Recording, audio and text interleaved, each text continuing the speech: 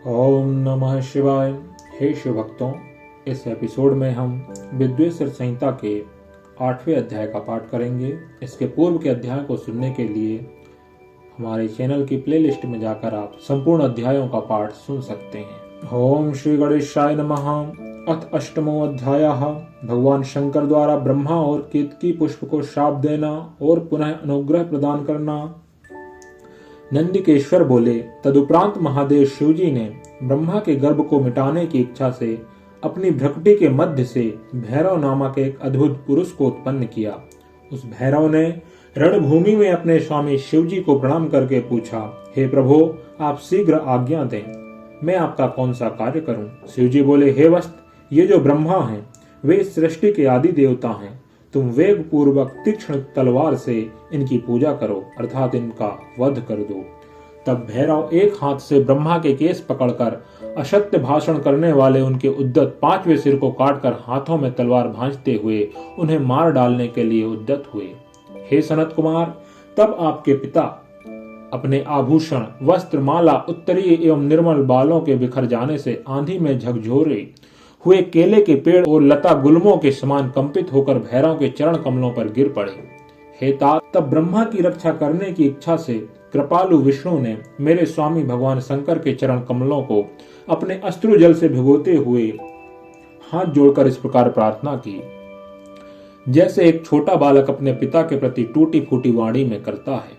अच्युत बोले, हे ईश, आपने ही पहले कृपा पूर्वक इन ब्रह्मा को पंचानन रूप प्रदान किया था, इसलिए ये आपके अनुग्रह करने योग्य हैं। इनका अपराध क्षमा करें और इन पर प्रसन्न हो। भगवान अच्युत के द्वारा इस प्रकार प्रार्थना किए जाने पर शिवजी ने प्रसन्न होकर देवताओं के सामने ही ब्रह्मा को दंडित करने से भैरव को रोक दिया। शिवजी ने एक सिर से विहीन कपटी ब्रह्मा से कहा, हे ब्रह्मन, तुम श्रेष्ठता पाने के चक्कर में सठे सत्व को प्राप्त हो गए हो, इसलिए संसार में तुम्हारा सत्कार नहीं होगा और तुम्हारे मंदिर तथा पूजन उत्सव आदि नहीं होंगे। ब्रह्मा जी बोले, हे महाविभूति संपन्न स्वामीन, आप मुझ पर प्रसन्न होइए।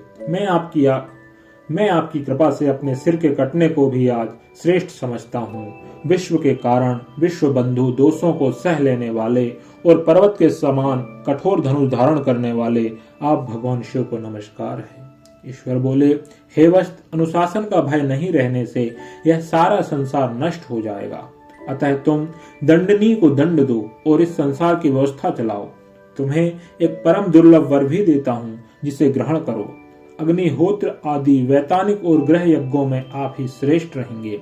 सर्वांग पूर्ण और पुष्कल दक्षिणा वाला यज्ञ भी आपके बिना निष्फल होगा।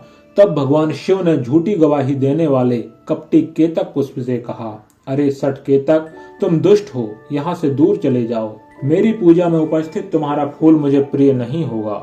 शिव जी द्वारा इस प्रकार कहते ही सभी देवताओं ने केतकी को उनके पास से हटाकर अन्यत्र भेज दिया।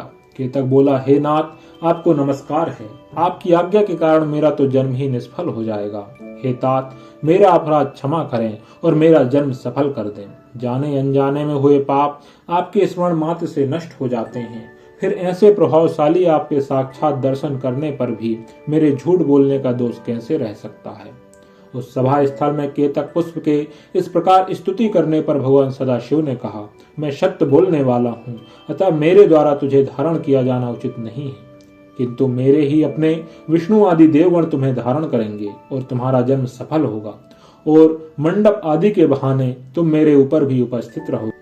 इस प्रकार भगवान शंकर ब्रह्मा, विष्णु और केतकी पुष्प पर अनुग्रह करके सभी देवताओं से स्तुत होकर सभा में सुशोभित हुए।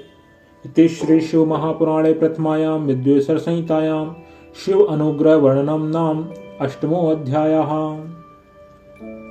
समस्त शिव भक्तों से निवेदन है कि इस चैनल को सब्सक्राइब करें और प्रियजनों के साथ शेयर करें, ताकि भगवान शिव की महिमा का पान सभी कर सकें। ओम नमः शिवाय। ओम नमः शिवाय।